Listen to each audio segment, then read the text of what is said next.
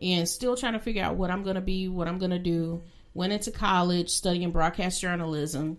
And my pastor said, hey, I want to start a TV ministry one day. I'm 19 and no idea of how to do what. He said, one day I want to start a TV ministry and I want you to be the person that's going to be over the TV ministry. I said, well, shoot, I need to go take some TV production classes so I'll know what to do when we get there. So I did that. I went and took classes. And we started the TV ministry, and I had a bunch of faux pas when we first got started. But that was 2000.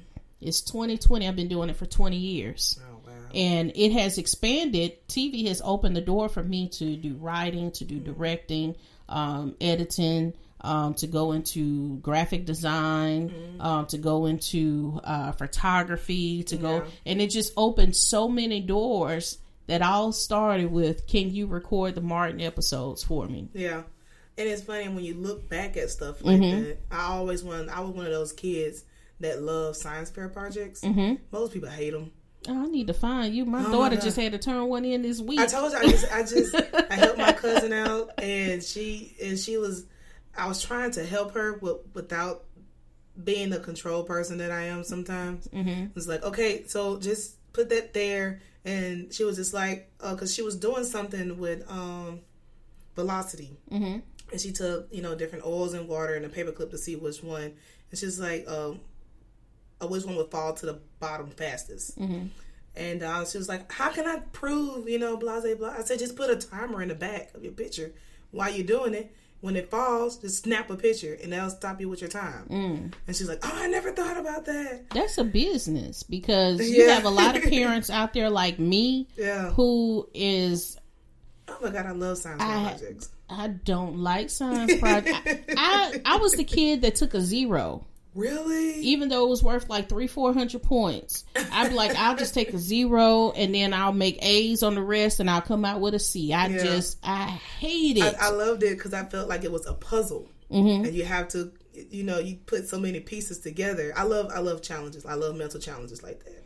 That's a business. I'm telling you. You can just do science fair projects all just day. Say, I would love that. hey parents, if your child has a science fair project and they need help, call me. Oh man, I guarantee you parents will call, because I'm telling you, science fair projects. My daughter did hers on. I thank God that she is a self-starter, self-motivator, because I started out helping her with her projects when she was really little, but she got to the point now when she was in elementary school, she started doing them on her own. She didn't need my help. Yeah. And I said, thank you, Jesus. Yeah. My cousin, because I hate them. My cousin, they always bring the youngest ones to me when they have a science fair project or some type of science project. They was like, call India. I'm not doing it. So I called me and I was just like, oh, yay. Like, I'm always excited. And my mom said I should have been a chemistry teacher. I was thinking that in my head as well. I can't do it. But if you think about it, all of my business surrounds around some type of chemistry. Even with bartending, I do competitions and stuff with that. And everything is surrounded with chemistry. I love lab work. I love all that stuff. It don't bother me. Awesome. But I like to do it in my own space, in my own time. And I think that's what the issue is. And I said, I don't think I can be a chemistry teacher. I'll be a fun one because I love showing examples and I love, doing whatever it needs to do, laying on the floor, falling, because showing all the type of chemical reactions, I love all that stuff. But I aced every chemistry class I had. Some of them was hard. Now physics, on the other hand, don't y'all come to me about no physics. I would try, but when they start going in with those charts and stuff and those formulas and formats, you kind of lose me a little bit. But anything is that you showing the work and you showing the process and stuff, and you coming out with a result and everything from it, that's chemistry. And I love it. I love it, man. You might have another business idea for my boy. Going to go sleep for real. I'm telling you. And you can contact schools, contact science teachers and be like, hey, if you got students that need help with science projects, here's my number. I can help them. Yeah. Well, we are way over again. Yeah. Guys, it has been fun. Miss India, tell people how to get in contact with you and Blendia.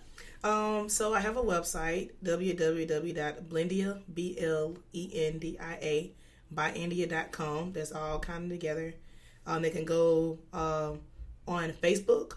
I have a Facebook group. And then I have a Facebook page. My Facebook group, I do live videos and stuff of me actually making the projects and the products and everything, kind of like once a week. Okay. You can go see me on Instagram. It's BLENDIA, all lowercase underscore. Mm-hmm. And I have a YouTube channel that I created like 3 years ago, and the videos are still floating around in there. Okay. I can't do the editing thing, girl. I stopped. Want to record and edit. But y'all can see me making products on YouTube and stuff that I kind of created and stuff. And that's it. I think that's everything because I don't do Twitter.